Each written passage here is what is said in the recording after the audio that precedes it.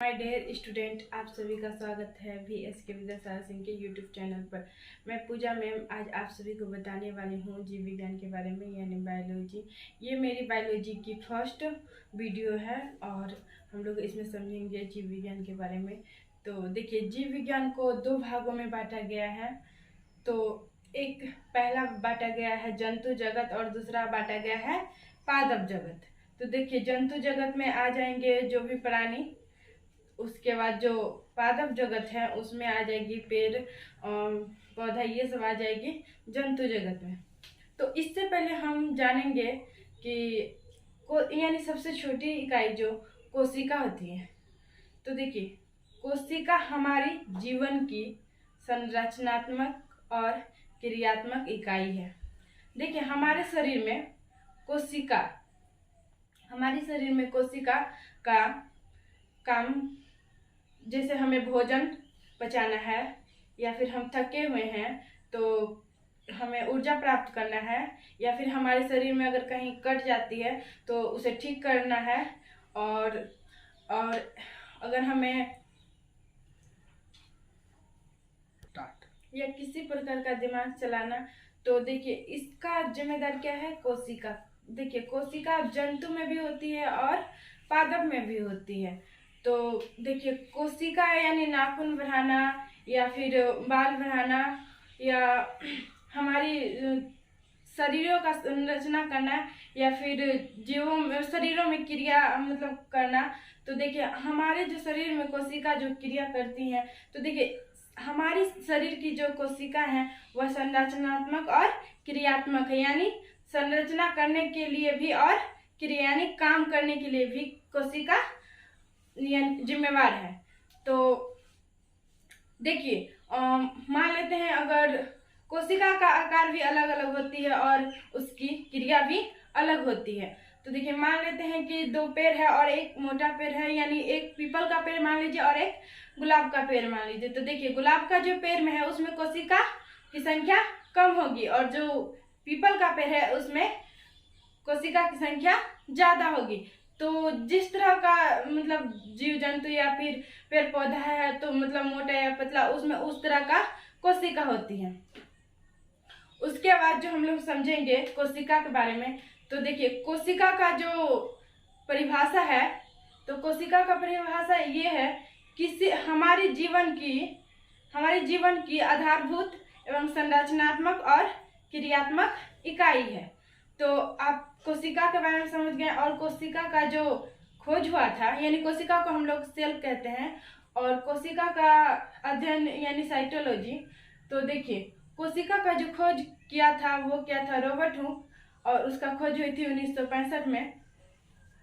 और जो जीवित कोशिका का जो खोज किया था, तो देखिए कोशिका यानी जीवित कोशिका हो या फिर मरा हुआ कोशिका हो, यानी कोशिका का खोज तो किया था रॉबर्ट हुक, बट यहाँ जो जीवित कोशिका का खोज यानी वो इतना छोटा चीज है ना, जिसे मतलब बहुत सूक्ष्म होता है, यानी इकाई है। तो इसे देखना हम लोग मतलब देख तो नहीं सकते हैं, इसे माइक्रोस्कोप के द्वारा देख सकते हैं। और देखिए, जीवित कोशिका जो दो वैज्ञानिक मिलकर उन्हें किए थे, तो एंटोनियन और लीवेनहॉक ने मिलकर किए थे। तो इनका सिद्धांत दिए थे स्लाइडन और सरल ने।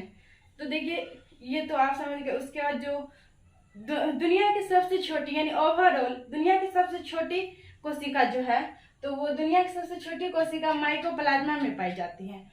उसके बाद दुनिया की सबसे बड़ी कोशिका जो ओवरऑल, यानी आप समझ गए होंगे ओवरऑल की बात मैं कर रही हूँ, तो वो शुतुरमुर्ग की अंडे में पाई जाती है दुनिया की सबसे बड़ी कोशिका। उसके बाद जो मानव में आती है, मानव में हम लोग आते हैं, तो देखिए मानव में जो छोटी कोशिका पाई जाती है यानी मेल में, तो देखिए मेल में जो छोटी कोशिका पाई जाती है वो स्पर्म में पाई जाती है, यानी बॉयज का यहाँ बात हो गई। उसके बाद आती है फीमेल की बात। तो देखिए, मानव में जो बड़ा यानी फीमेल में जो बड़ा कोशिका पाई जाती है वो अंडाणु में पाई जाती है। उसके बाद मानव में जो लंबी, देखिए कुछ लोग लंबे और चौड़े समझने में मतलब नहीं हो पाता है उन लोगों से। तो देखिए, कुतुब मीनार और लाल किला, ये कुतुब मीनार क्या है, वो बहुत लंबा है, और लाल किला क्या है, बहुत बड़ा है। तो आप समझ गए होंगे। तो उसी तरह मानव में जो सबसे लंबी कोशिका है वो न्यूरॉन है। और देखिए हमारी शरीर में जो कोशिका की जो काम होती है वो अलग अलग जगहों पे अलग अलग क्रिया करती है। और कोशिका की जो आकार होती है तो कोशिका के आकार समान नहीं होती, जैसी क्रिया होती है ना वैसी आकार होती है कोशिका की। तो उसके बाद देखिए मानव में जो न्यूरॉन है तो हमारे शरीर में अगर कहीं कट जाती है ना तो कोशिका क्या होती है, विभाजन करके उसे जल्दी ठीक कर देती है। या फिर चोट लग जाती है तो अभी जिस तरह से ट्रैफिक वगैरह में मतलब पुलिस डंडे भी चला देते हैं तो क्या काला पड़ जाती है, काला जो पड़ती है तो वहां की क्या होती है, कोशिका मर जाती है। वो कोशिका जो मर गई तो उसके आसपास का जो कोशिका है वो तुरंत विभाजन करके ठीक हो जाती है।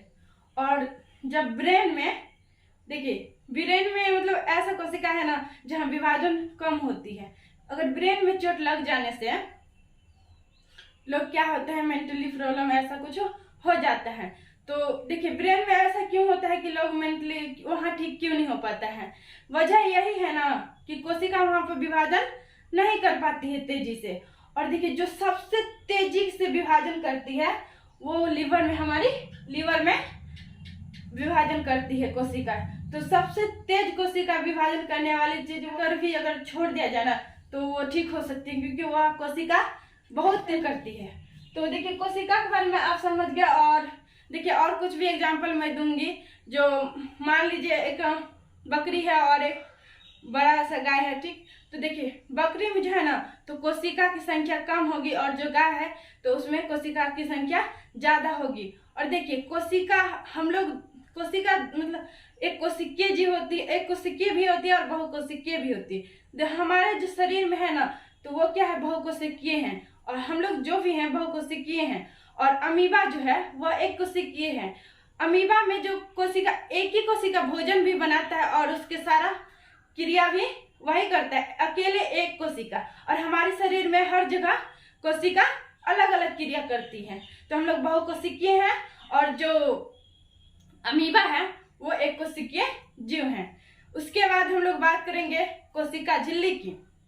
कोशिका यानी हमारे शरीर की किस तरह से संरचना की है तो देखते हैं, समझते हैं हम एग्जाम्पल में। देखिए बहुत सारे धूल कण मिलकर क्या बनती है, ईंट बनती। तो देखिए एग्जाम्पल हम समझते हैं ईंट। बहुत सारी ईंट मिलकर क्या बनती है, एक दीवार बनती है। उसी तरह क्या, कोशिका, बहुत सारी कोशिका मिलकर क्या बनती है, उत्तक बनती है। उत्तक बनती है।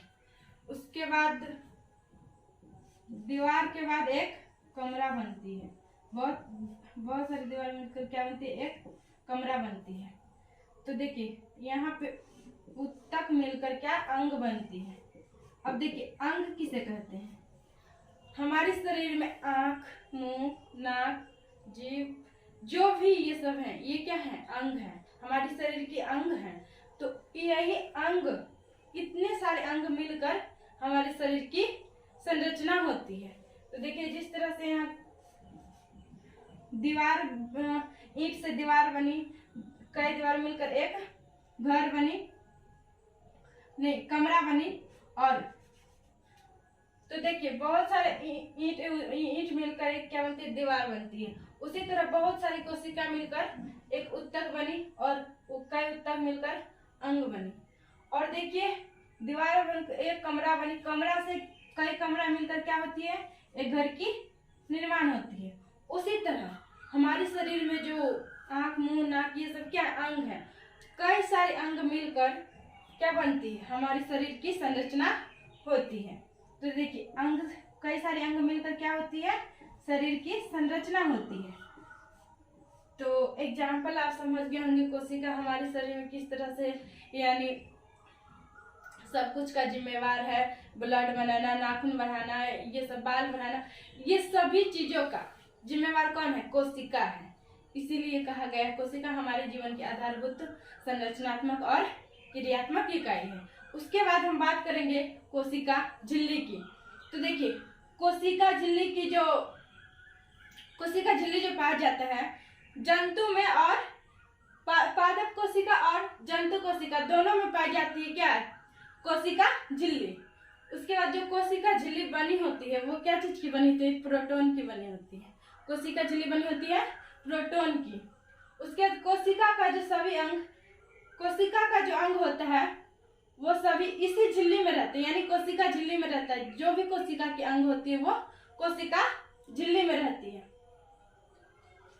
उसके बाद देखिए कोशिका का जो खोज हुआ वो 1855 में हुआ, और जो कोशिका का खोज किया उनका नाम है कार्ल नगेली और सी क्रैमर ने। तो आप इनके बारे में समझ गए इस कोशिका झिल्ली क्या है। और उसके बाद हम आएंगे कोशिका भित्ति क्या है। तो देखिए कोशिका भित्ति हम कुछ चित्र के सहारे भी समझेंगे। तो ये जो देखिए पहले हम कोशिका के बारे में जान लेते हैं, फिर कोशिका के चित्र के बारे में हम लोग समझेंगे। तो देखिए कोशिका भित्ति पादप यानी पादप कोशिका में पाया जाता है। कोशिका भित्ति क्या? पादप कोशिका में पाया जाता है, यानी वृक्ष ये पेड़ वगैरह जो है उसमें कोशिका भित्ति पाई जाती है। देखिए इसीलिए कोशिका का जो यानी पेड़ पौधा जो है ना बहुत ज्यादा मजबूत होते हैं, उसमें कोशिका भित्ति होती है। और जो कोशिका भित्ति जो बनी होती है वो क्या चीज की होती है? सेलुलोज की बनी होती है। कोशिका भित्ति का देखिए काम क्या है? हमारी सुरक्षा करना और आकार प्रदान करना। कोशिका भित्ति की काम है हमारी, यानी कोशिका भित्ति का काम है सुरक्षा प्रदान करना और आकार बनाना। उसके बाद जो कोशिका भित्ति का खोज किया था वो क्या था? रॉबर्ट हुक ने। तो देखिए आप सभी को अगर हमारी वीडियो अच्छी लगी हो तो वीडियो को लाइक करें तथा हमारे चैनल को सब्सक्राइब करें और बेल आइकन को दबाना ना भूलें, ताकि हमारी वीडियो सबसे पहले आप तक पहुंचे। और हाँ, आप अगर हमारी ऐप पर पढ़ाई करना चाहते हैं तो डिस्क्रिप्शन बॉक्स में लिंक दी हुई है, उसे प्लेलिस्ट में जाकर डाउनलोड कर ले। और मैं मिलती हूँ अपने नेक्स्ट वीडियो में, तब तक के लिए जय हिंद।